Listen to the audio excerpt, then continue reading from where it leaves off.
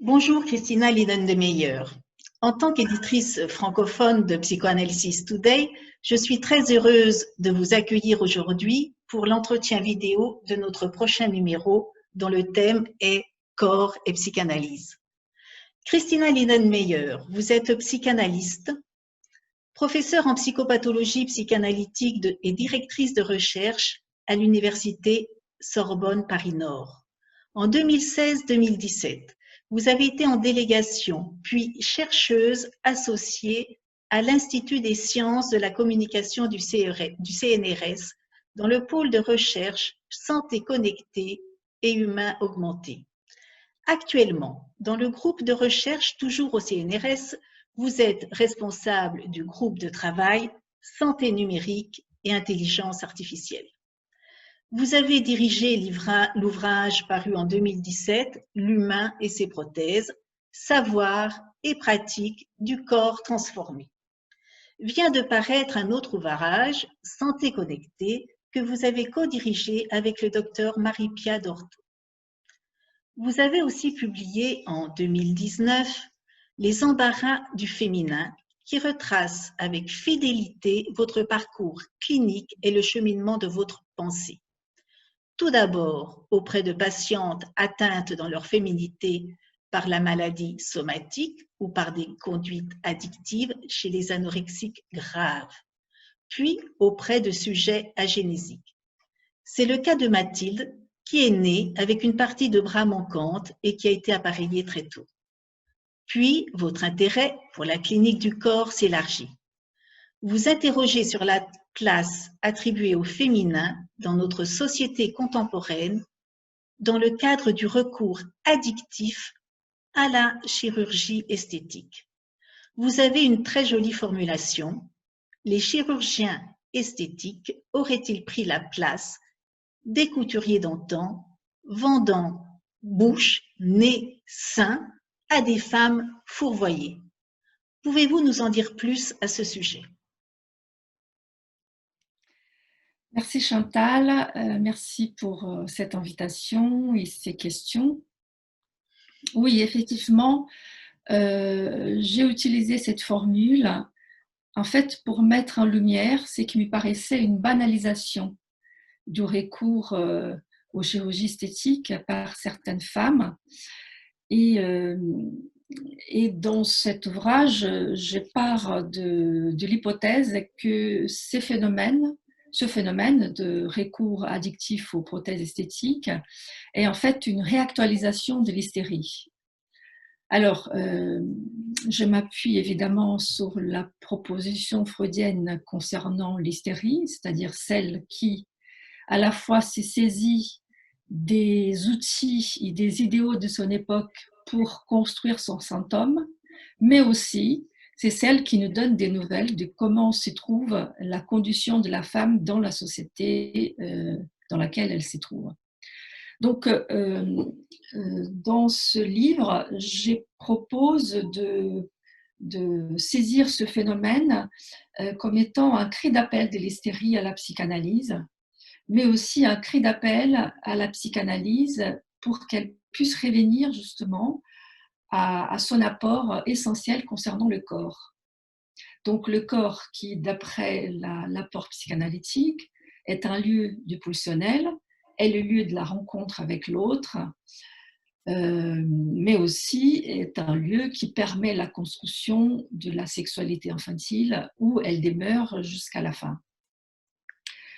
Donc voilà, je me suis saisie de cette formulation pour mettre en place cette hypothèse et dire en fait pour aller vite, pour certaines femmes, cette quête de la féminité à travers ces prothèses que nous disons plutôt féminines, en fait, empêche certaines femmes de devenir une femme. Et du coup, le retiennent dans une position infantile. Et évidemment, cela en accord et en complaisance avec une société qui qui traite le corps actuellement comme étant un objet objectif, comme une mécanique, comme une machine, et comme étant un objet de performance. Donc voilà Oui, comment oui, les choses oui, démarraient. oui, c'est vrai que dans votre livre, vous parlez beaucoup donc de cette utilisation de plus en plus fréquente des prothèses. Alors, je me demandais quel rapport l'homme d'aujourd'hui entretenait-il avec le développement incessant des technologies?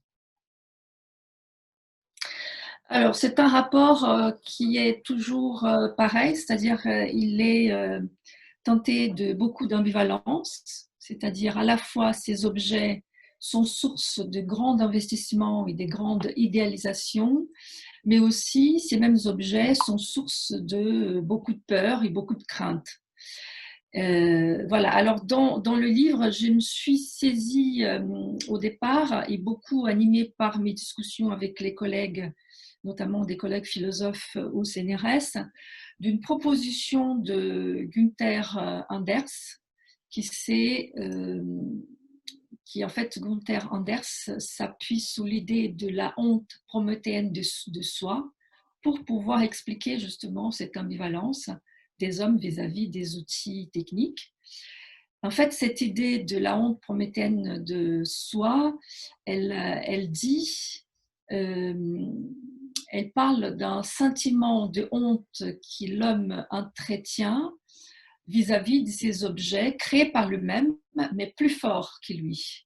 Et qui donc, c'est cette honte qui anime chez l'homme à la fois le désir de faire plus d'outils, mais aussi la peur de ces mêmes outils. Alors, je mets dans le livre, je mets en lien, je mets un dialogue cette proposition de ce philosophe avec une proposition De qui Freud, je crois, dans Malaise dans la culture.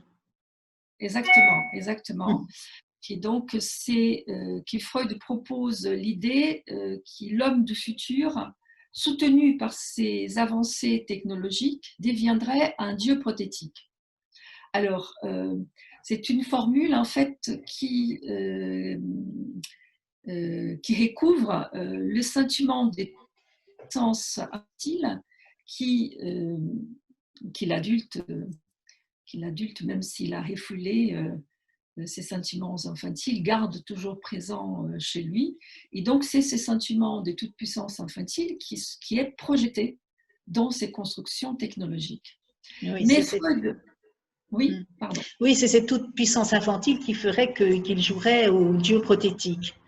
Et je voulais savoir aussi, peut-être y a-t-il un lien justement durant cette période de pandémie, que pensez-vous justement des répercussions corporelles, au niveau corporel de la psychanalyse à distance et peut-être du lien qu'on pourrait faire justement avec cet humain, cet homme qui jouerait au dieu prothétique?